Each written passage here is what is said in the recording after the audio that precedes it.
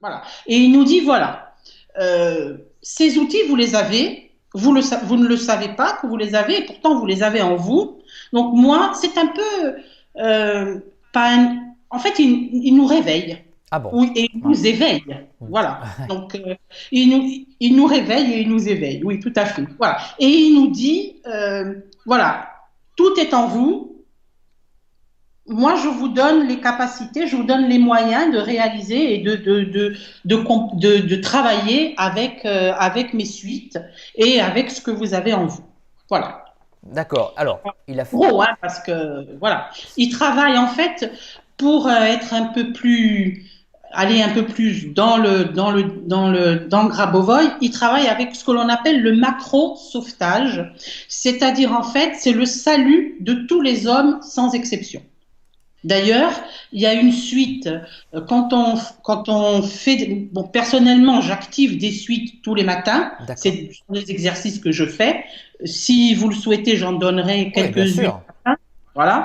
Et il y a une suite, c'est le salut global, c'est l'harmonie et c'est le salut global que l'on dit et que c'est le développement harmonieux et le salut global. On va essayer de bien utiliser le vocabulaire.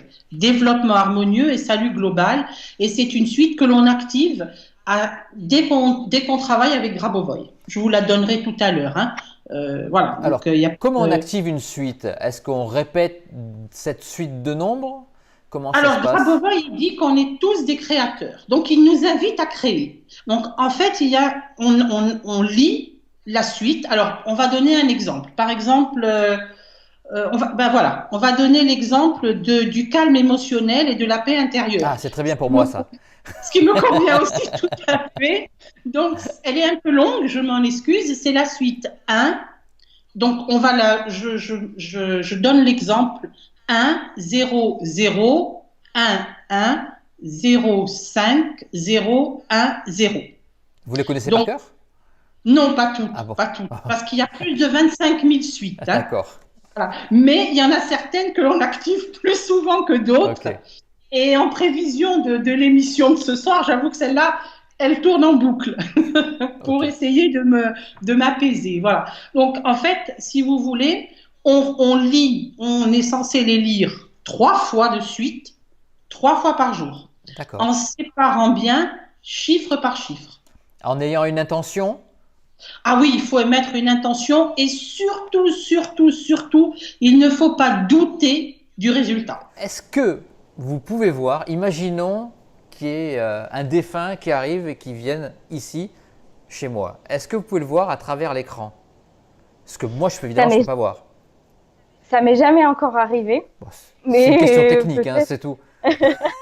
Ça m'est jamais encore Ouais. arrivé, mais peut-être que bah, dans la soirée, Ah, ça s'il va y en a un peut-être. qui arrive, vous me le dites, hein. Ah oui, je vous fais signe. Je le prendrai comme ça. Salut poteau. Mais c'est vrai que j'ai des amis et même mon conjoint, quelquefois quand je regarde dans un coin, ils me disent, il y a quelqu'un? Je dis, non, non, c'est bon, t'inquiète pas, c'est bon, il y a personne.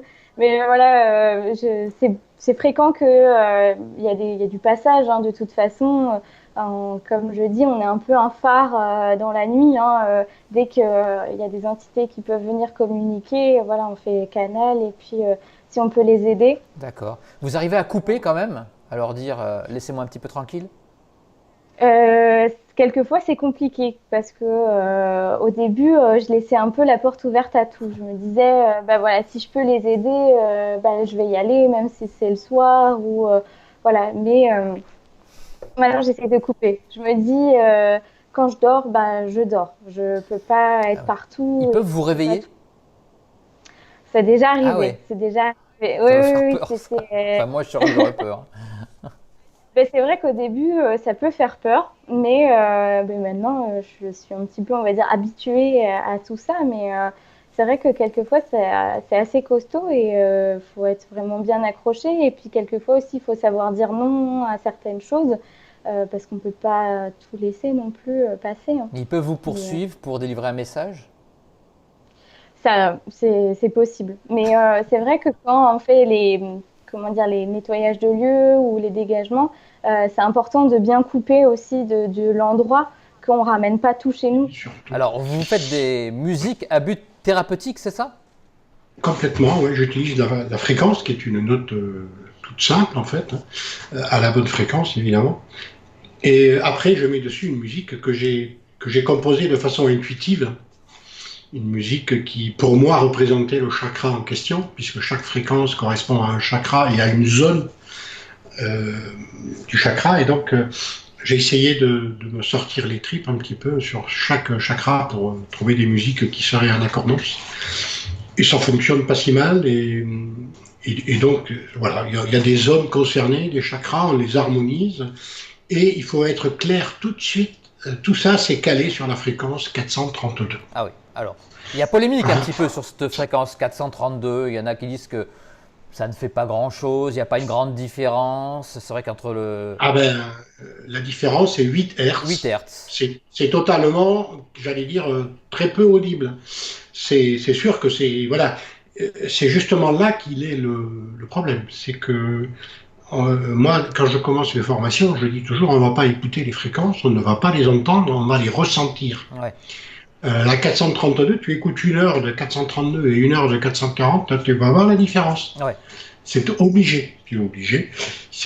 On n'a pas les mêmes ressentis. Alors on est un peu abruti avec la 440 parce que tout ce qu'on écoute, presque tout, Ouais, quand même. il faut être clair. Presque tout ce qu'on écoute, c'est en 440 et il y a beaucoup de musiciens qui font maintenant en 432. Je sais que Pink Floyd, dans son temps, l'ont fait, les Beatles aussi. C'est écrit sur l'album, quoi. Moi, sur mes albums, c'est marqué fréquence KM 432. Voilà. Par contre, de mon côté, j'ai remarqué que selon notre état de repos, donc souvent les sorties astrales ont lieu au petit matin. Ouais. Pour moi, et j'ai remarqué que c'était le cas pour beaucoup de personnes. C'est souvent quand on a déjà enchaîné quelques heures de sommeil, qu'on se réveille aux alentours de 4-5 heures du matin ou même jusqu'au réveil, peu importe à quelle heure vous vous levez le matin finalement. Et c'est dans cet état de semi-conscience dans lequel on est entre le rêve et l'éveil que va pouvoir se déclencher la sortie astrale. Ok.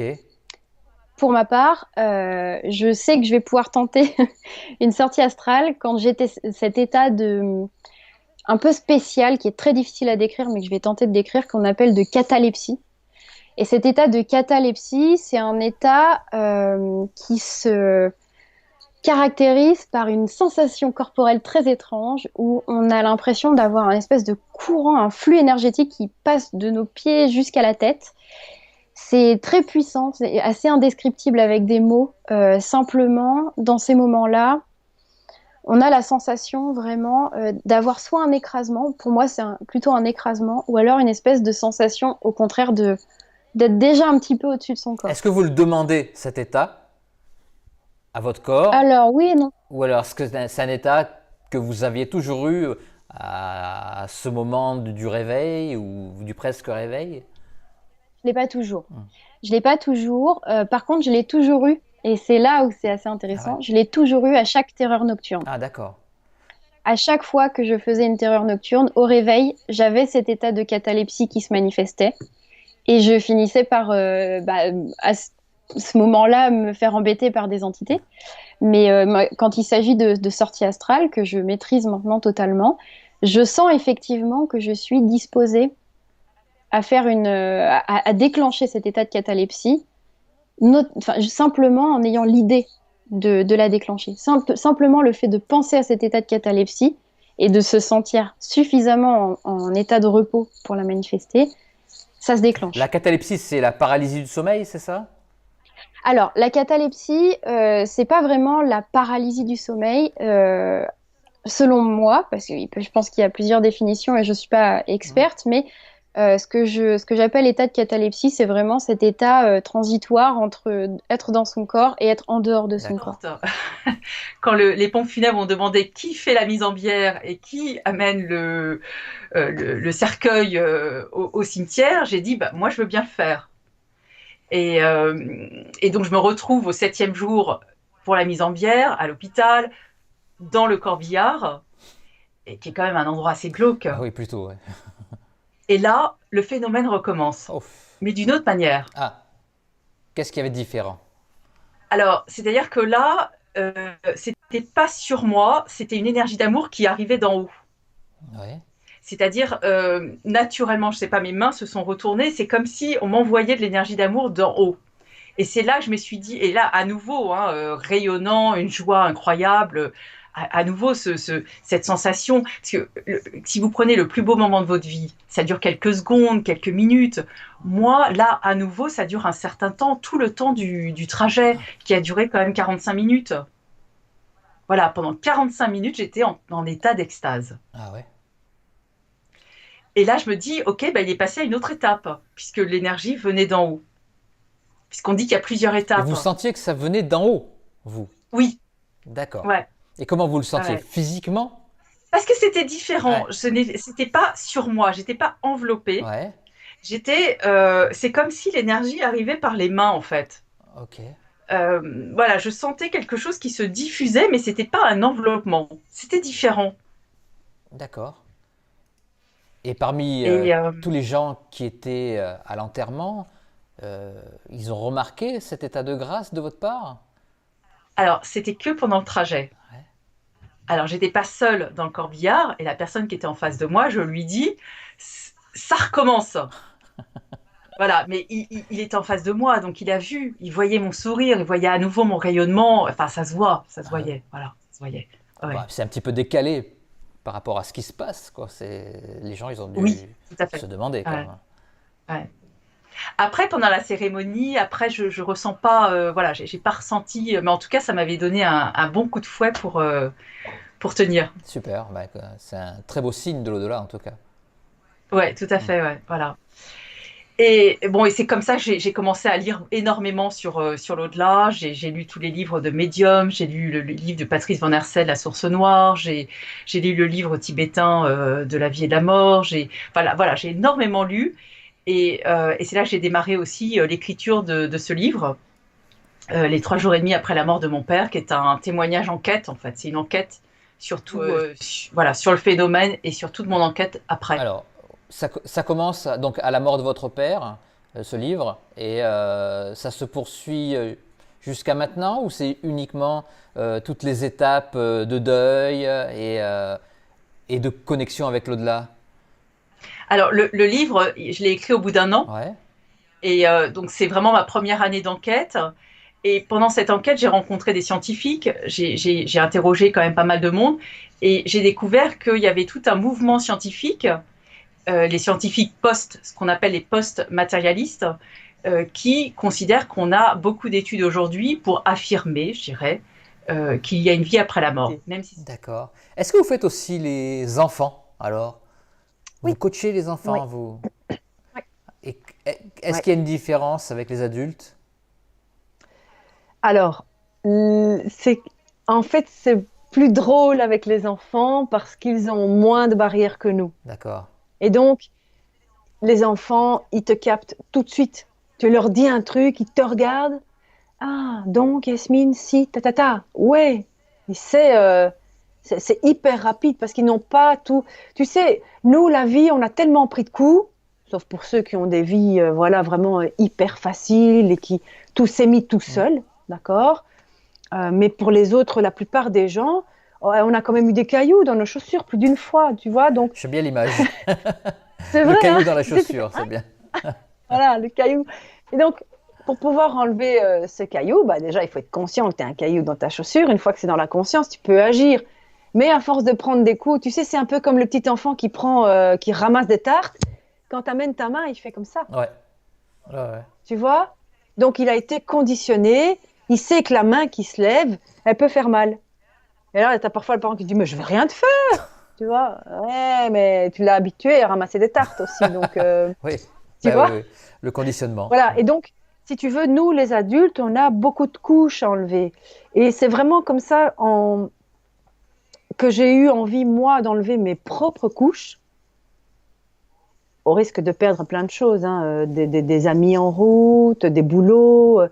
Mais j'avais compris qu'en fait, si je voulais atteindre le bonheur, ou en tout cas le toucher, l'approcher, le vivre, l'expérimenter, il fallait que je nettoie. Alors, je vois aussi dans vos autres pratiques le nidra. Qu'est-ce que le nidra? Mm.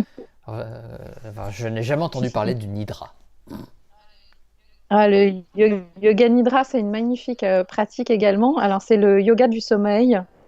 C'est un yoga qui se pratique allongé. Il n'y a rien à faire. Il y a juste à se laisser guider dans ce qu'on appelle une rotation de conscience, c'est-à-dire on va aller parcourir, on va faire un tour dans son corps. Et l'idée, c'est de ne pas Ah s'endormir bon? alors qu'on est allongé et qu'on est bien. Oui, oui, oui. C'est c'est vraiment de rester dans cet état de veille qui va permettre en fait de se régénérer. Et c'est un vrai voyage qui est proposé au cours de la Et c'est pratique. pas une méditation pour arriver au voyage astral ou une sorte de... Vu on ne dort pas, mais on est prêt à s'endormir, on arrive dans une sorte de catalepsie, non, peut-être? On est vraiment dans cet état de veille de la conscience qui nous amène justement à parfois à s'endormir, hein, parce que justement c'est un niveau qui est très très difficile à tenir. Si on est très fatigué, il y a des chances pour qu'on s'endorme. Si le voyage qui est proposé ne plaît pas à la conscience parce que ça va la faire travailler d'une façon qu'elle n'est pas prête à entendre aujourd'hui, et ben vous allez vous endormir également. Et ça va permettre vraiment de récupérer beaucoup d'énergie. Pour les Ah, personnes qui font des insomnies, par exemple, ça peut aider à l'endormissement, mais surtout, ça peut aider à régénérer le corps pour récupérer le sommeil qui n'a pas été présent. Donc, l'idéal, c'est de faire une séance dans ces cas-là à la place d'une sieste. C'est beaucoup plus régénérant c'est avec qu'une une simple méditation sieste. guidée? Comment ça se passe? C'est pas une méditation, c'est vraiment une concentration qu'on vient d'avoir, mais c'est guidé effectivement. Alors, il existe différents types de pratiques au sein du Nidra. Il y a plusieurs courants, plusieurs écoles. Parfois, je peux vous guider sur différentes images qui vont se suivre. Parfois, ça peut être un voyage complet, hein. Je vous emmène dans un endroit et je vous dis le parcours à suivre. Et en fait, c'est votre esprit qui va Ça ressemble un créer peu à de toutes les l'hypnose, en images. fait. C'est votre... La différence avec l'hypnose, c'est que la personne qui guide ne va pas qui crée le film. Il n'y a pas d'auto-suggestion, enfin, il n'y a pas de suggestion en Parce fait. que la physique quantique a démontré que la matière est composée de 99,9% de vide, et en réalité, c'est pas vide, c'est quelques particules tenues en suspension par cohésion avec un champ électromagnétique. Eh bien, dans ce sens, absolument tout le monde respire le prana par les narines, par la bouche. Nous prenons le prana par les yeux. Pourquoi? Parce que nous avons ce fameux sun gazing, on se nourrit aussi de la luminosité par les yeux. Et puis le corps, en tant que tel, est aussi un poumon. La peau, l'ensemble, l'enveloppe du corps est aussi on va dire un troisième poumon qui capte aussi la luminosité, les lumières. Et ça, les botanistes le savent aussi, parce que nous avons ce même phénomène à la surface des feuilles, les botanistes le savent, puisque à la surface des feuilles, il y a des micro-bouches qu'on appelle des stomates, et qui captent le prana, en plus de capter les nutriments par les racines, par exemple. Ça, c'est avéré, D'accord. etc., etc. Donc absolument tout le monde se nourrit du prana, et bien évidemment, tout le monde n'a pas forcément arrêté de manger. Et je dirais rapidement, pour introduire la thématique, que le but n'est absolument pas d'arrêter de manger. Alors, vous, depuis 2012, vous avez commencé donc à vous nourrir de prana, mais est-ce que vous avez arrêté complètement de manger de la nourriture solide? Alors, depuis 2012, je me nourrissais de façon inconsciente du prana comme à peu près tout le Oui. monde, et à partir de 2012, j'en ai pris conscience. Et en prenant conscience, eh bien, ça marche un peu mieux. Et comme ça marche un peu mieux, vous vous nourrissez de moins en moins de nourriture conventionnelle solide, au point que vous ne mangez plus, mais vous ne pouvez pas ne pas vous nourrir de cette énergie que vous trouvez dans l'alimentation ou que vous trouvez directement à la source. La source, c'est le champ quantique, hein, c'est l'atmosphère. Et me concernant, eh bien, je garde un contact avec la nourriture en fonction du contexte familial, convivial, baptême, anniversaire, mariage, etc., etc. C'est pour être adapté Donc, socialement, quoi. c'est social, ça fait plaisir à tout le monde.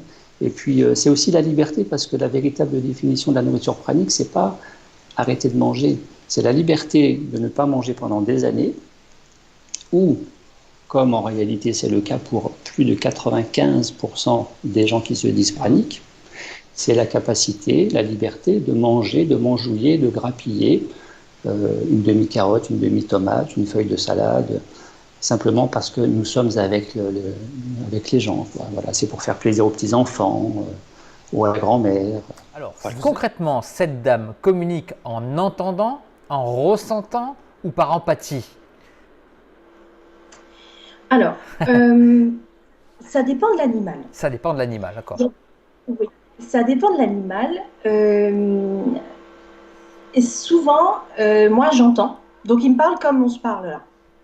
Ça veut dire que les gens qui veulent une consultation, ils me disent, bon, bah voilà, moi, j'aimerais savoir, je prends n'importe quoi, ça peut être n'importe quoi. Je voudrais savoir pourquoi mon chat, il fait pipi partout. Alors, la question, c'est, pourquoi est-ce que tu fais pipi partout?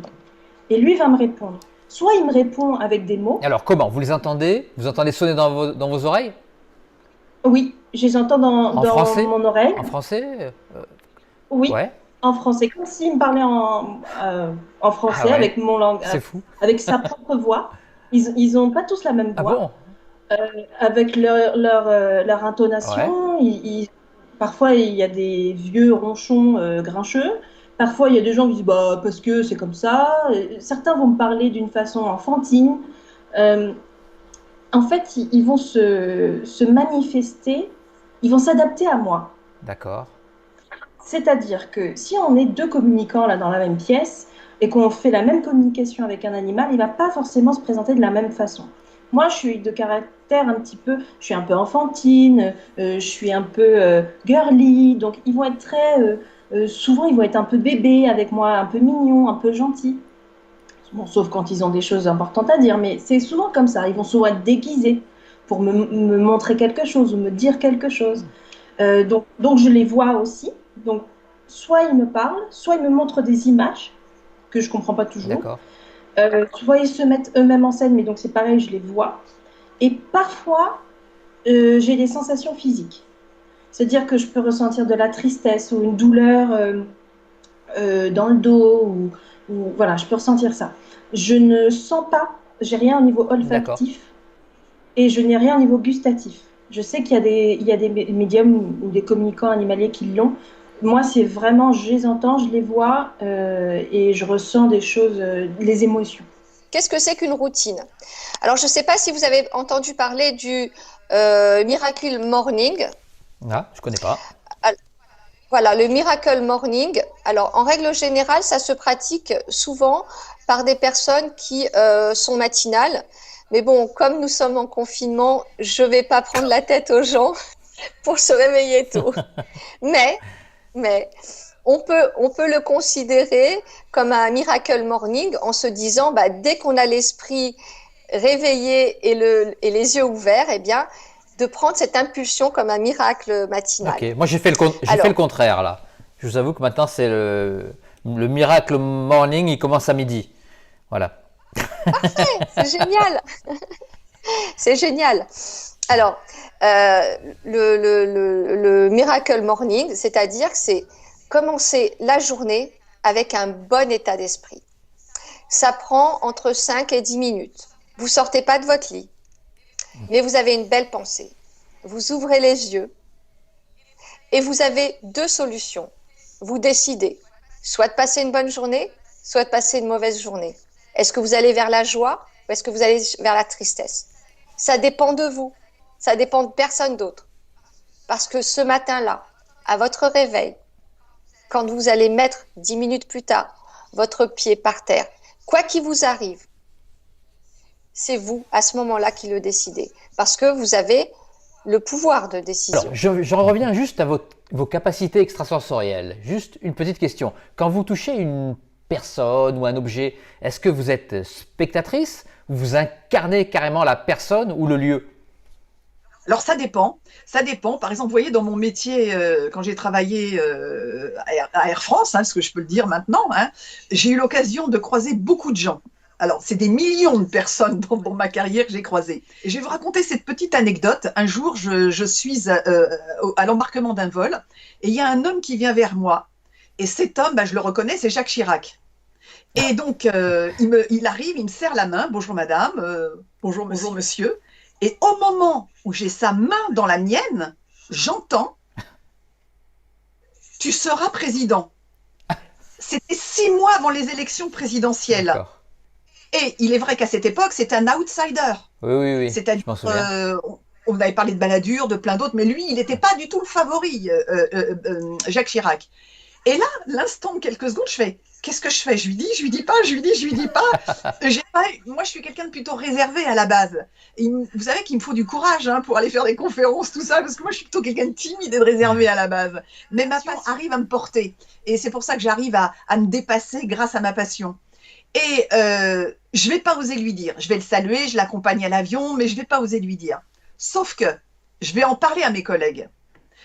Et 6 mois plus tard, bah, vous connaissez l'histoire, il va être élu président de la République. Donc évidemment, tout le monde m'est tombé dessus en me disant « Mais Pascal, tu lui aurais dit, tu te rends compte ?» Je fais « Non, mais moi, la gloire, le pouvoir, c'est pas mon truc, ça. Hein. » Voilà, il y a un moment donné, toute raison gardée. L'important, c'est que je l'ai témoigné auprès de vous. Donc en fait, pour moi, une poignée de main, ce que je voulais dire, c'est que c'est pas anodin. Donc en fait, ce qui peut se passer, c'est que quand je serre une poignée de main, eh bien, ce genre d'exemple peut arriver, comme il peut arriver aussi d'un seul coup, en serrant la main de quelqu'un, off, je me retrouve propulsé dans le passé et je me trouve carrément dans un autre espace-temps où je vais voir des choses concernant la personne. C'est pour ça que les poignées de main, je les fais vite, les poignées de main, en me disant attention, parce que pour moi, et le regard aussi également. Par exemple, quand je suis en conférence, j'évite de fixer trop souvent et trop longtemps la même personne, parce que je peux arriver à un trouble qui, à un moment donné, peut m'extraire aussi, je dirais, de ce que je suis en train de dire. Et ça m'est déjà arrivé. Et je fais très attention à ça parce que du coup, je perds le fil, je suis dans autre chose et je ne peux pas me le permettre. Ça vous arrive en permanence ou vous le demandez? Non, je le demande parce que j'arrive à le contrôler, mais des fois ça arrive subitement. Ah. Voilà. C'est arrivé, je passais un BTS Ouais. et en pleine classe, j'ai vu un enfant courir vers le professeur. Et au bout de 6 mois de la formation, on a fini vraiment par sympathiser avec ce professeur. Et il avait perdu un enfant qui avait 5 ans. Et donc voilà, ce sont des flashs que je ne peux pas contrôler. Et vous lui avez dit au professeur? Non, je ne lui ai pas dit parce que le problème, c'est on ne peut pas voir la personne comme ça et lui dire « Mon Dieu, j'ai vu votre enfant ». Non, on peut pas dire ça comme ça. Surtout si la personne n'est pas préparée. On ne peut pas se permettre de donner ce genre d'informations subitement alors qu'il n'était pas préparé. Et les défunts qui viennent rencontrer donc, toutes ces personnes, est-ce qu'elles sentent que vous les percevez? Mais de toute façon, elles le voient. Je sais qu'en communication avec mon guide, même mon père qui est décédé, tous les médiums sont un phare. Ils émettent une lumière, ils irradient une lumière. Donc les défunts le savent, qui est médium, qui ne l'est pas, qui est dans la capacité de pouvoir recevoir un message et le transmettre et d'autres non. Voilà. Même si tout le monde est médium, mais il y en a qui ont la capacité réelle à recevoir les informations, ceux qui sont vraiment connectés sur le plan spirituel. Et vous entendez aussi? Oui, principalement le soir. Mais c'est quelque chose, bon, c'est un peu difficile parce que des fois ça parle très très vite. Ah bon? Ouais. Donc plus tu te concentres sur ce qu'ils vont dire et moins tu entends. Voilà. C'est un peu ambigu, mais les informations, j'arrive à les capter au bout de 2-3 soirs. Donc ça suffit largement pour pouvoir recevoir une information. Sinon, je passe par le biais de l'écriture automatique. Est-ce que vos perceptions extrasensorielles, on va dire, vous aident à percevoir chez les autres ce qui n'est pas monté en vibration? Absolument, justement, je passe par là. Alors, il faut dire qu'il y a pratiquement 3 ans, j'ai failli mourir, on va dire Ah, ça comme ça, je vais pas rentrer dans les ah si, détails. si. Et depuis, ah Non, non, non, non, non, non, non, je c'est vous pas taquine. seulement que je donne l'accès. J'ai eu un problème qui aurait pu, je dirais, affecter et ébranler beaucoup de monde. Et justement, je peux aider les personnes qui ont vécu la même chose. Et ça, c'est un plus, Ouais, malheureusement. Un mal pour un bien. Depuis, chose que je n'avais pas, je ressens absolument ce que ressent l'autre face à moi. d'accord. C'est-à-dire, si une personne n'arrive pas à mettre un mot, à une émotion, sur un ressenti, sur un malaise, sur une douleur, en me connectant sur la personne, moi je la visualise tout simplement, que je sois avec elle physiquement ou à distance, et je ressens ce qu'elle Et, ressent, ce qui m'aide justement à pouvoir nettoyer, entre et ça, guillemets. c'est arrivé immédiatement après votre accident, entre guillemets? Pratiquement. Ah ouais. Oui, pratiquement. Tout à fait.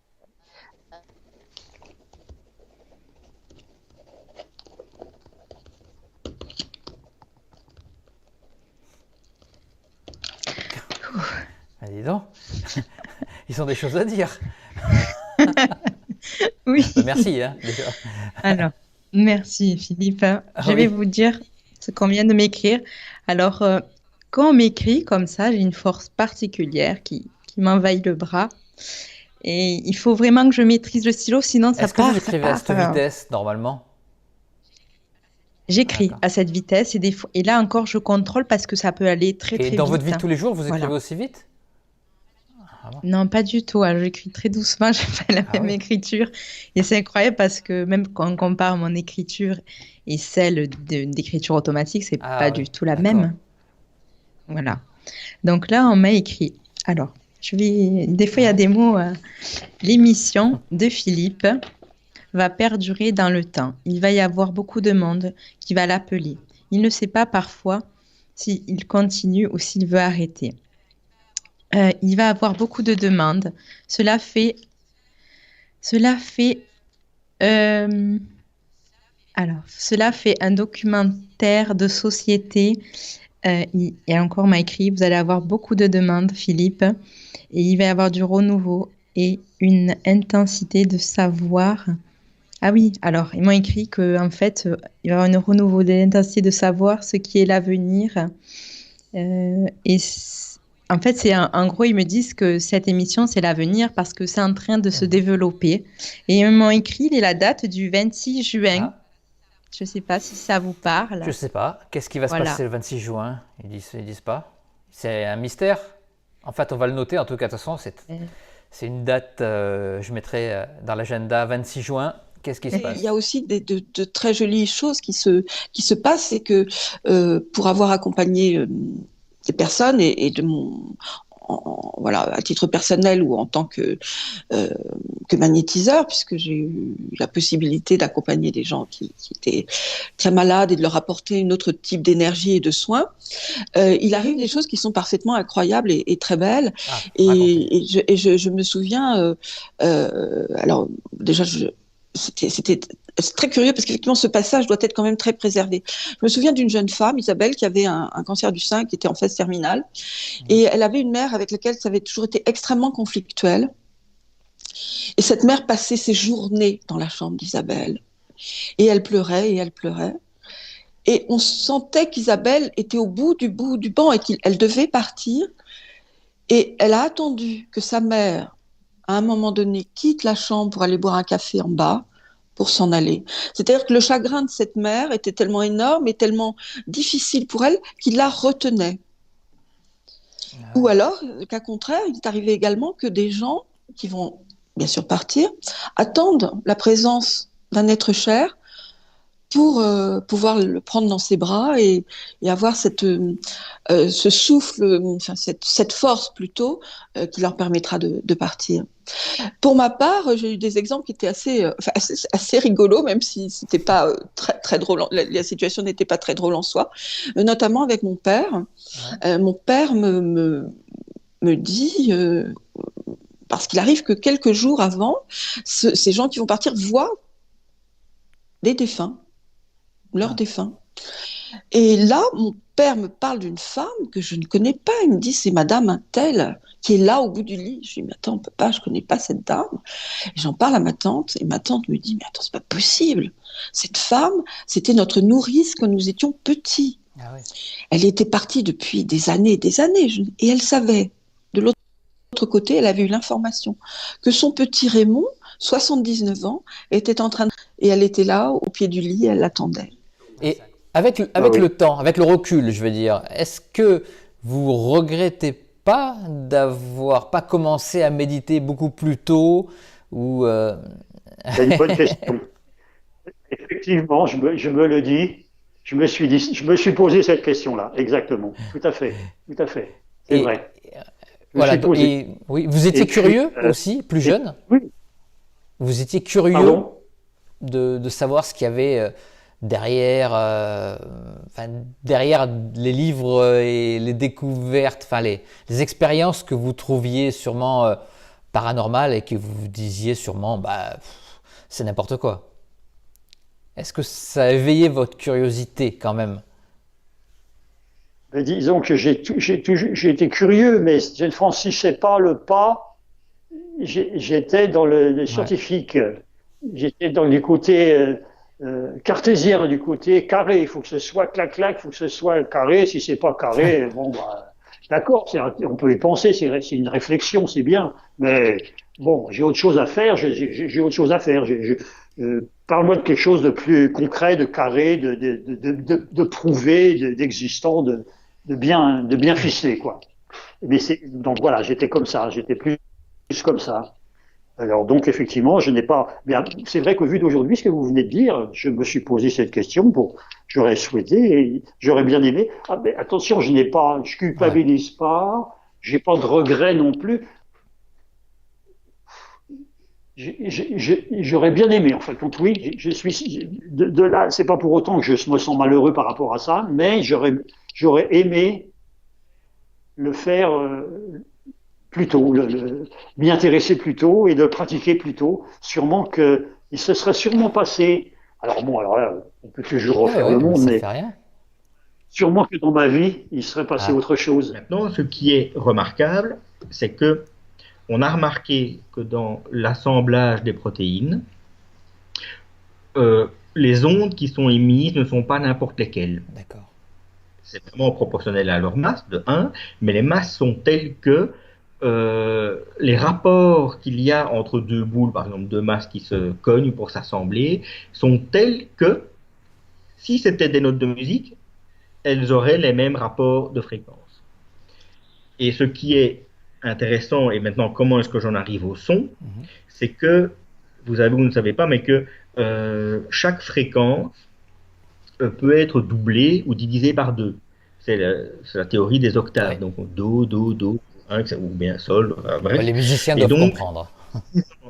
Un certain nombre de fois par 2 ces fréquences, mais des dizaines de fois par 2, eh bien, on en arrive, si vous avez par exemple une fréquence de 10 exposants, je sais pas moi, 20 ou 30, si vous divisez un certain nombre de fois par 2, eh bien, vous allez arriver à une gamme entre 30 et 30 000 Hertz, par exemple.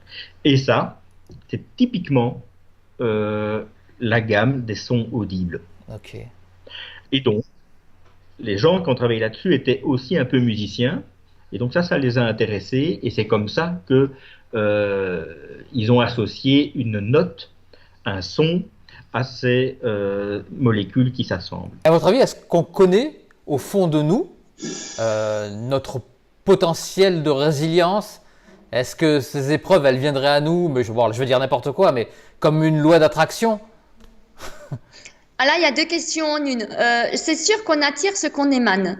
Ça, j'en suis persuadée. Puisqu'on est vraiment créateur de notre réalité, ça pareil, c'est quelque chose que j'ai expérimenté. Donc pendant 50 ans, j'ai expérimenté ce qu'il y a de pire, on va pouvoir dire. Et maintenant, j'expérimente vraiment ce qui, à mes yeux, est le meilleur. Et l'autre question qui était, je l'ai déjà oubliée, c'était... C'était, en fait, est-ce que ces épreuves, elles viendraient à nous? La résilience.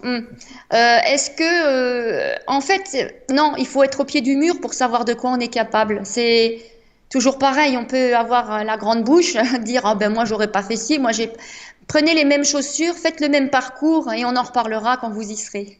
Ouais. Et si c'était à recommencer, est-ce que vous Alors là, sans emprunteriez? hésiter, oui, Ah oui? sans hésiter, je rempile. Parce que s'il fallait en passer par là pour en arriver là où je suis, avec ce ressenti de sérénité, de paix, alors, et surtout de joie de vivre, alors je recommencerai, oui. Et même si vous avez connaissance de certains raccourcis qui vous permettraient d'accéder à la spiritualité peut-être un peu plus rapidement, sans connaître toutes ces épreuves que j'ai lues, et vraiment, vous en avez bavé quand même. Oui, je prendrai quand même les raccourcis parce que quand je me replonge dans ces mémoires, je peux dire qu'effectivement, ça sentait pas bon du tout. La loi d'attraction, donc, elle nous vient des temps immémoriaux dans toutes les traditions, et on parle de 3 lois qui sont immuables. Quand je dis immuables, c'est-à-dire on ne peut pas les changer. Les 4 autres, on peut les modifier. Les 3 lois immuables, c'est la loi du mentalisme, c'est-à-dire que tout est mental, l'univers est mental, tout est énergie, une situation est une énergie, un objet est une énergie, une personne est une énergie, et ça, c'est fondamental. La deuxième chose, c'est la loi de correspondance, c'est-à-dire que à chaque fois qu'on est dans une vibration particulière, on va effectivement avoir quelque chose qui correspond. Et la troisième loi, c'est la loi de vibration, c'est-à-dire que tout est fréquence, énergie, comme disait Tesla. Ça, on ne peut pas le modifier. Sauf qu'il y a 4 autres lois qu'on appelle des lois qui sont mutables et qui peuvent changer. Il y a premièrement la loi du rythme. Et donc la loi du rythme, ça veut dire que il y a effectivement quelque chose qui a toujours, on va dire, une sorte de rythme de 2 ans, 3 ans, 5 ans, 7 ans.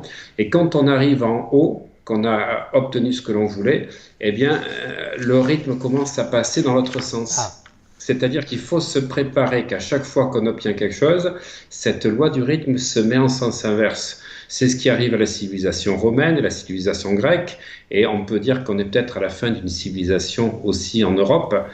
Tout atteint son apogée et tout décline. Voilà, c'est ce que dit cette situation-là. Ça veut dire que lorsqu'on obtient quelque chose, il faut déjà anticiper sur le fait qu'on va décliner. Mais ça, on peut le modifier quand on en est conscient. Ça veut dire que quand on est heureux, on va être malheureux après? Forcément, c'est le rythme. Donc, c'est-à-dire on anticipe pour se sortir. C'est pour ça que je dis que cette loi fait partie des 4 lois mutables.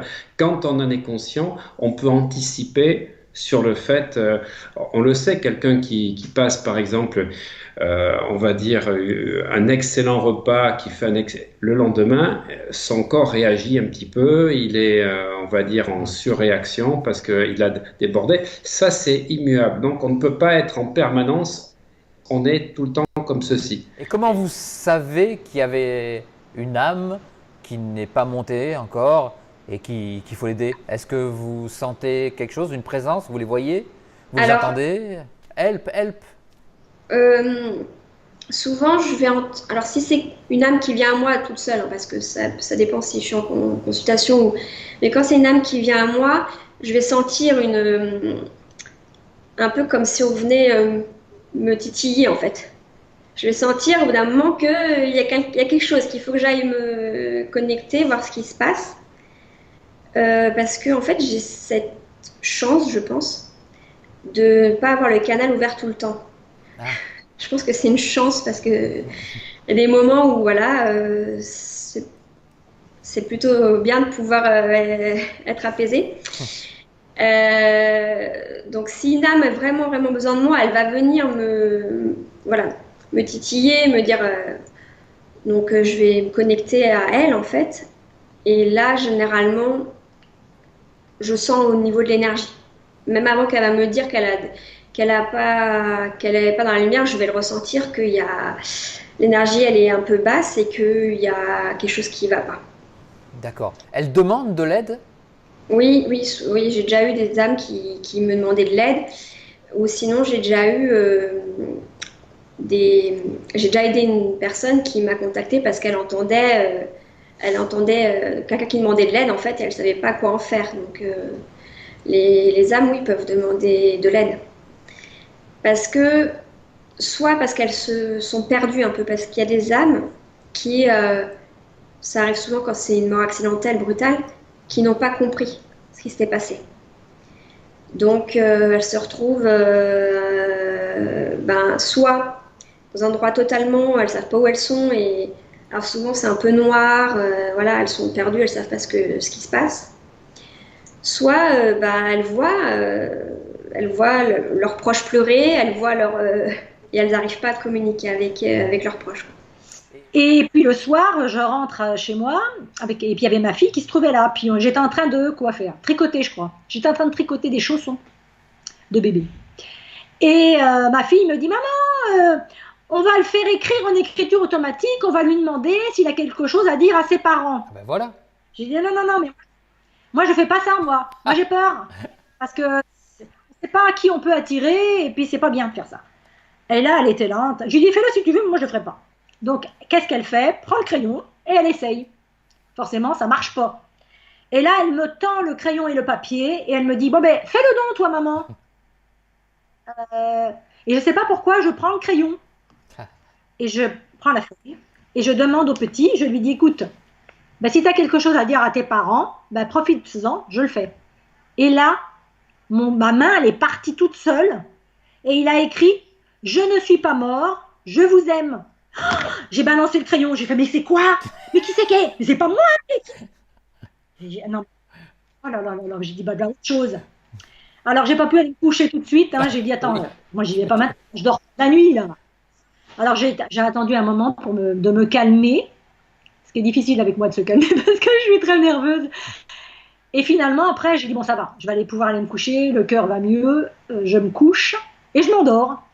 Ouais, sauf que vers minuit, lumière dans la pièce, j'ouvre les yeux, il est là, mais dans l'angle du plafond, je vois une tête, que la tête. Oh, je sais pas vrai. Et là, j'allume ma pile électrique et là, elle explose, elle fait boum, comme un coup de fusil. Je rallume la deuxième, forcément, parce que j'ai toujours ma deuxième pile de four. Et je me lève et je me dis, je vais aller voir la pile, qu'est-ce qu'elle a? Et là, je l'ouvre et je regarde. Elle est noire charbon, l'ampoule. Ouais. Moi, des fois, je m'amuse à faire les cartes pour les gens. Et puis, je leur dis des trucs et puis c'est bon. Mais cette fois-là, c'était pas possible. Je n'arrivais absolument pas à faire les cartes pour les gens parce que ça me disait toujours la même chose. Et je me suis dit, mais s'ils me disent ça, c'est qu'il y a quelque chose qui cloche. Il faut que je sache ce que c'est que ça. Et puis, au bout d'un moment, à force de 10 fois la même chose, j'ai compris. Oh là là là là. En fait, on nous a dit que du temps de la Lémurie, en fait, et de l'Atlantide, alors toi, je suis revenue en arrière, hein. Il y avait deux chemins qui s'étaient présentés. Si on partait à gauche, on était détruite, c'était détruit, hein, c'était comme ça. Et si on partait à droite, on était sauvés. Eh bien, aujourd'hui, on est passé devant un conseil de sages, encore un coup, et on m'a montré une balance. S'il y avait assez de gens éveillés, la balance penchait assez à droite pour sauver l'humanité, en fait. Tu vois ce que je veux dire? Sauver l'humanité, c'est-à-dire qu'on a la chance qu'ils nous ont ouvert un portail de la 5D. Avant, c'était pas ouvert. Tout était prêt, mais c'était pas ouvert. Il fallait qu'il y ait assez de gens éveillés pour qu'on puisse y aller. C'est comme si on avait l'ombre qui aurait gagné et la lumière qui aurait perdu. Là, la lumière, elle a gagné. Il y a assez de gens réveillés, c'est vrai. Et du coup, ils ont ouvert le portail. Donc pour eux, c'était... alors c'est comme s'ils avaient fait des feux d'artifice, parce que derrière, je voyais en même temps feux d'artifice. C'était un cadeau énorme. C'est comme de l'argent. C'est comme un gros tas d'argent. C'était le miracle. Le miracle. Je crois qu'on a dû passer très peu, pas loin du truc qu'il fallait pas.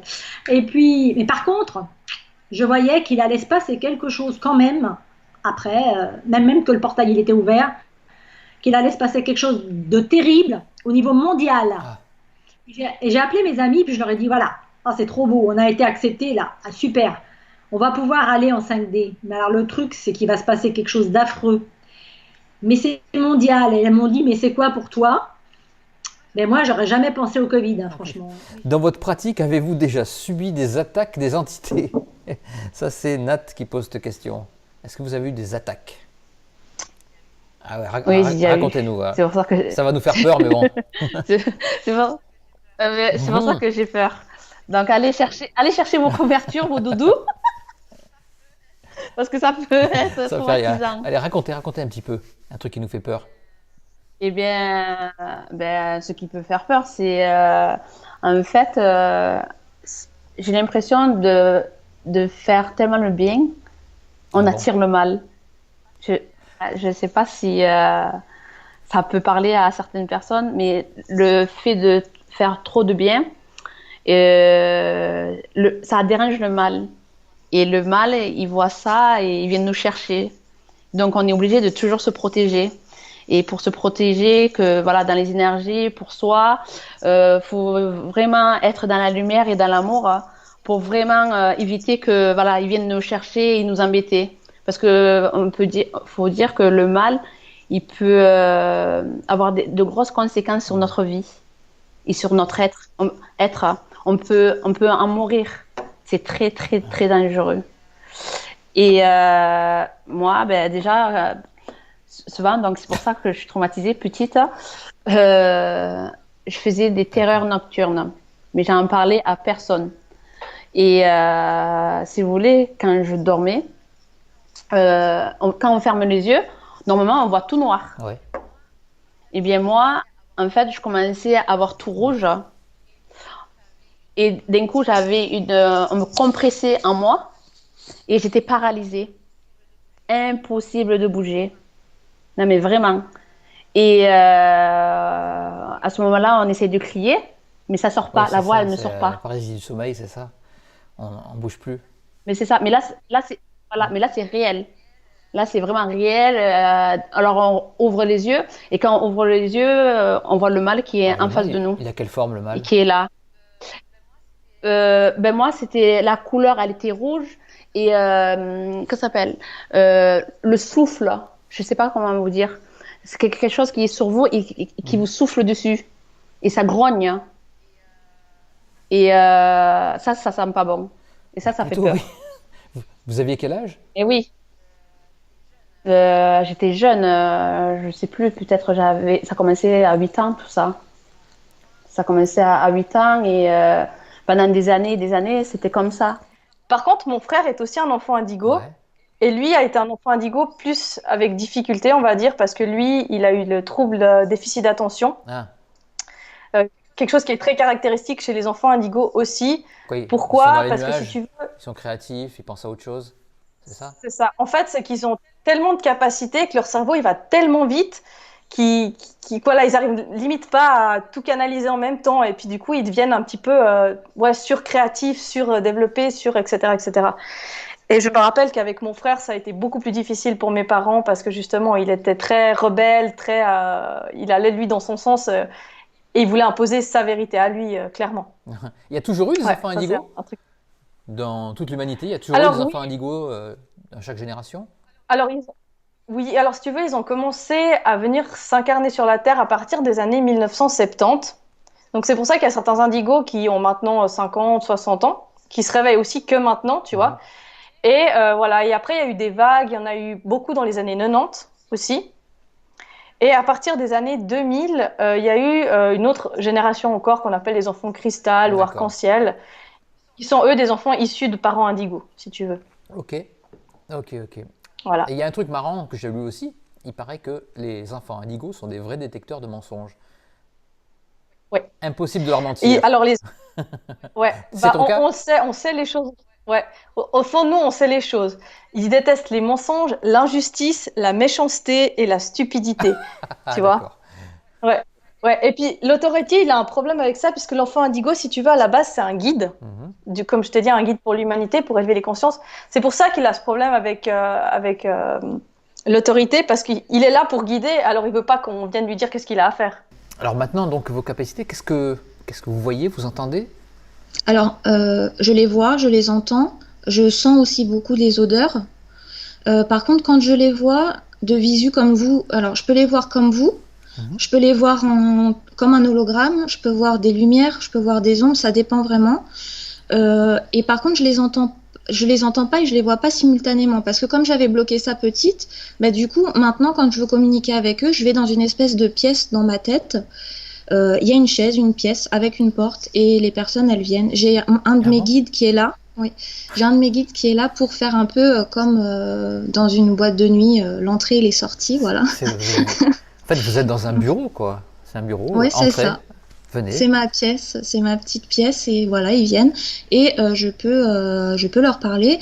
Et le premier contact défunt que j'ai fait, c'était avec mon grand-père maternel, le papa de ma maman, que j'ai jamais connu et qui m'a dit qu'il était là depuis mon jeune âge.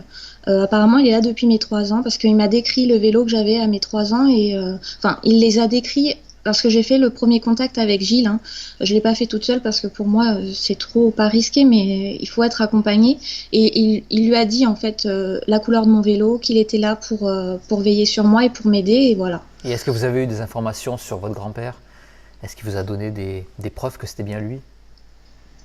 Non, parce que j'ai pas posé la question. Enfin, je le vois jeune. Enfin, je vois lui et ma grand-mère aussi qui est décédée. J'ai pu lui parler. Et en fait, mon grand-père, l'ayant pas connu, je peux pas me dire il a des expressions ou des façons de parler qui me rappellent que c'est bien lui. Par contre, ma grand-mère, oui, elle m'a dit des mots et elle m'a dit des choses qui font que je sais que c'était elle, quoi. Où je propose en fait aux gens, vous avez une rampe de cristaux que je vais superposer au-dessus de votre corps et qui va agir sur vos différents chakras et qui va vous scanner sans que je programme quoi que ce soit. L'appareil va scanner les parties fragilisées, les parties endolories de la personne. Mais c'est pas que physique, c'est aussi émotionnel. Ça agit sur tous les corps. D'accord. Et il y a les images en même temps. Hein. J'ai mis les petites images que vous m'avez envoyées. Ouais. Donc pendant que vous parlez, il y a les images qui sont. Il y en a deux. Il y en a une au-dessous de vous. Il y en a une au-dessous de moi. Il y a l'appareil, elle est juste au-dessous de vous. Là, vous ne voyez pas, vous, mais moi, je vois très bien. Donc vous pouvez même les décrire. Ouais. En fait, le patient, en fait, n'a rien à faire quand il arrive. On a discuté avant, bien sûr, pour que je règle aussi l'intensité. Et tout ce qu'il a à faire, c'est les yeux protégés, de demander. Qu'il demande ce qu'il veut, mais qu'il demande positivement. Et à partir de là, moi, je quitte la salle. Je dois quitter la salle. Et le soin agit. Parce que vous avez les cristaux qui agissent, les lumières, les couleurs, la musique. Parce que je leur mets un casque en plus pour bien les isoler, pour les inviter au lâcher prise. C'est génial. Alors qu'est-ce que ça fait en fait? Il y a de la lumière qui passe à travers les cristaux, c'est ça? C'est ça, ça va clignoter. Imaginez, essayez de visualiser vos guirlandes de Noël en fin d'année. Et ben, c'est comme si vous aviez un peu ça, mais pas de la même qualité, on est d'accord. Mais vous avez ça au-dessus de votre corps et ça va agir. C'est un soin vibratoire. Alors quels sont... Oui, continuez. C'est étonnant. C'est étonnant parce que je sais pas, quelqu'un qui va voir, qui arrive avec un torticolis, il est surpris de se relever de la table et de pouvoir enfin bouger la tête, alors que c'était un torticolis qui était là depuis facilement 15 jours, 3 semaines. Oh, j'ai des cas, c'est magique, mais moi-même, je découvre chaque jour cet appareil. Si je fais un pas en arrière, je sors de la trace du temps et je me retrouve dans mon univers. Alors là, il faut expliquer. Et dans mon univers, c'est une chose incroyable parce que c'est un plein. C'est très difficile à expliquer. Ah, il va falloir essayer, hein, parce que on est tous là. Tu es dans un plein d'amour. Tu as vraiment, tu as une sensation d'être accompagné par plein d'êtres. Tu le sais, que tu es ensemble à d'autres grains de sable, d'autres gouttes d'eau. Tu es dans cette mer, dans cette plage, mais ce n'est pas une plage plate, c'est un plat complètement plein avec toutes ces présences qui sont des présences qui sont complètement en communication avec toi. Et elles sont toutes indépendantes quand même? Oui, ce sont des unités. Mais tu le sais, tu le sens. Ça me rappelle beaucoup quand on m'explique l'universo quantico, l'univers quantique. Même toutes les particules sont liées, même s'il y a de l'espace entre elles. Si tu veux, la sensation qu'il y a dans notre univers, c'est notre parent, notre père et notre mère, cet univers-là. Et on est tous reliés, on est tous en communication, on a la même réalité, on pense les mêmes choses, on est tous ensemble et c'est plein d'amour, c'est plein de compréhension. Voilà, il y a ce tout plein. Et j'ai vu après ce qui s'est passé, parce que avant il y avait un tout plein, j'étais bien, ça s'appelle Serenità di essere. La sérénité. Sérénité d'être. Et est-ce que tu ressentais avec ton corps physique vraiment cette sérénité? Est-ce que tu crois que c'est une énergie qui te remplit? Ouais. C'est vraiment une énergie qui te remplit. J'ai compris qu'il y avait des fois, j'étais tellement mal, tellement désespérée. Des fois, la nuit, tu sais, quand j'étais malade, quand j'avais ce problème de crise, et la nuit, j'étais éveillée, je pensais à ma vie, et j'étais désespérée, j'avais envie de pleurer. Je trouvais un refuge. Je trouvais un refuge en moi-même, et le fait est que je me reliais à moi. Es gibt eben auch, es gibt eben auch, es gibt eben auch, es gibt eben auch, es gibt eben auch, es gibt eben auch, es gibt eben auch, es gibt eben auch, es gibt eben auch. Voilà, ça aussi, elle est bien nette, celle-là aussi. Hein. Alors, moi, je l'adore. C'est mon petit bébé, celle-là, parce que elle est d'une netteté et très surprise. C'est bizarre, cette réflexion. Est-ce que tu es mort? C'est quelqu'un qui ne sait pas qu'il est mort? Qui est mort Alors, il faut raconter un peu l'histoire. Faut raconter un petit peu l'histoire derrière. Voilà, donc vous avez pu voir la netteté de cette voix. La qualité, c'est quasiment la netteté d'une voix humaine. Hein. C'est incroyable. Alors, il faut savoir que nous, quand on réalise des TCI, quand on donne rendez-vous aux personnes, on fait toujours des essais d'enregistrement. Okay, on n'attend pas à être avec la personne pour commencer nos essais d'enregistrement. Voilà, que le matériel il marche bien, il fonctionne bien. Voilà, c'est surtout ça. On essaye tout le matériel, l'ordinateur, le micro, etc. Et on s'est aperçu depuis des années qu'on recevait énormément de messages pendant ces essais d'enregistrement, en cohérence bien sûr avec la TCI qu'on allait faire. Ils sont impatients, c'est ça? C'est un truc. Ils sont impatients de délivrer le message? Ils sont impatients. On reçoit. Oui. Excuse-moi, parce que ce qu'on fait nous, c'est qu'on dit aux personnes, brûlez une bougie, un chauffe-plat devant la photo et demandez rendez-vous avec votre père, votre maman ou qui vous voulez. Mais nous, on fait pareil, c'est-à-dire qu'on brûle notre petite bougie devant la photo de la personne et on leur demande de venir. Donc, le rendez-vous, il se prépare, quoi. C'est peut-être pour ça qu'on reçoit des messages. Continue, excuse-moi. Voilà, non, mais c'est pas grave, mais c'était pas aussi de le souligner parce que il y a une semaine de préparation, en gros, pour les TCI, mis à part avec le nouveau projet qu'on a mis en place, mais voilà. Donc, ce jour-là, en fait, on devait recevoir une amie à nous qui habite à Saint-Mandrier, juste à côté de chez nous. Et elle voulait rentrer en contact avec son neveu, je crois, qui est décédé à l'âge de 10 ans. Et voilà, donc elle venait l'après-midi et nous, on faisait des essais d'enregistrement le matin. Et je sais pas ce qui s'est passé pendant l'enregistrement. On a reçu cette voix. Est-ce que tu es mort? Mais sans réécoute. Hein. Tout de suite comme ça. Et alors, on a tellement été émus par la qualité de cette voix, je sais pas ce que j'ai fait avec ma bande d'enregistrement. J'ai perdu la bande d'enregistrement d'origine, si tu préfères. J'ai pu conserver juste ce message. J'ai aucune preuve, c'est vrai, de la bande originale, mais bon, on a détaché ce message et le récupéré en urgence. On comprenait pas. D'ailleurs, c'est la voix préférée de Souti. Elle vous l'a dit tout à l'heure.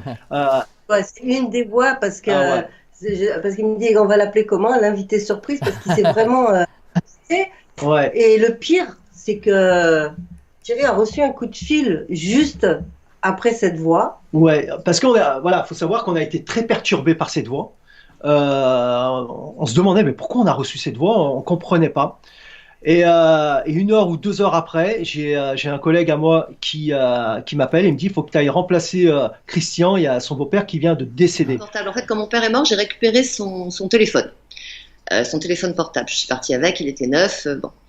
Et puis, j'ai pas voulu m'en servir pendant très longtemps. Je sais pas, une forme de culte du téléphone du défunt. C'était débile, mais c'était comme ça, il restait dans un tiroir. Je l'ai finalement fait mien au bout de quelques mois. Et puis, la dernière conversation que j'avais eue avec mon père 15 jours avant sa mort, un mois avant sa mort plutôt, il me demandait, pour la toute première fois de sa vie, il me demandait de faire quelque chose pour lui, de réaliser un tableau en résine pour lui, puisque c'est ce que je fais, pareil dans mon temps libre, je fais des tableaux en résine. Il m'avait demandé ça, alors j'avais été incroyablement flattée, puisque je suppose que vous y reviendrez, mais ma relation avec mon père était très difficile, et donc qu'il me reconnaisse une forme de talent, c'était waouh. Donc j'avais dit ok, oui, bien sûr, je vais m'empresser de le faire, mais là je pars demain en vacances, je t'assure, dès que je rentre, je le fais. Malheureusement, il a eu la bonne idée de mourir pendant mes vacances, donc il a jamais vu ce tableau. Il l'a vu différemment. Donc évidemment, ce tableau, il ne l'a pas eu de son vivant.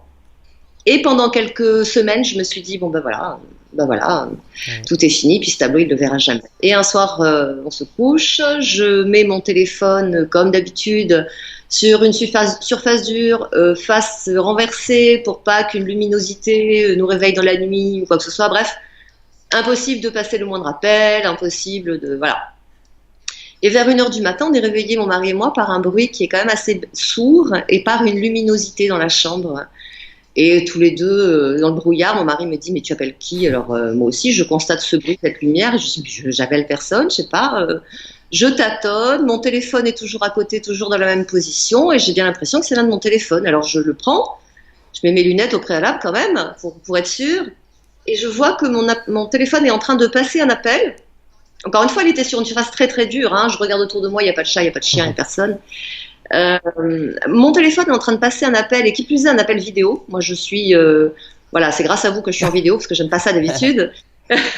Vous passez très bien. Il est en train de passer un appel c'est gentil, à mon fournisseur de peinture à 1 heure du matin, qui se trouve à Bali à 1 heure du matin. Donc alors et puis alors en plus je regarde, non pardon, je constate qu'il est en train de passer un appel, sauf qu'il y a une pastille noire qui s'est mise devant la personne que j'appelle.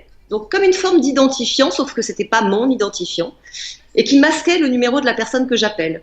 Bon, il est 1 heure du matin, je suis dans le brouillard, j'éteins, je me dis on verra ça demain. Pour moi, à ce moment-là, il n'est absolument pas question de signe, hein, c'est mon téléphone qui a bugué.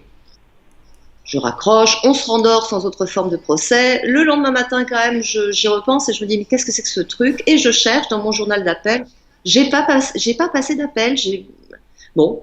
Et je dis à mon mari qui est le geek de la famille, je lui dis écoute, est-ce que tu veux bien regarder, tu veux bien, c'est drôle ce qui s'est passé. Il me dit oui c'est drôle. Et il prend mon téléphone et il cherche, et il y a une application dont je me sers quasiment jamais, c'est WhatsApp, et qui n'est pas du tout sur la première page de mon téléphone, qui est il faut passer 2 pages pour l'atteindre, et alors qui est en vidéo, je vous raconte même pas.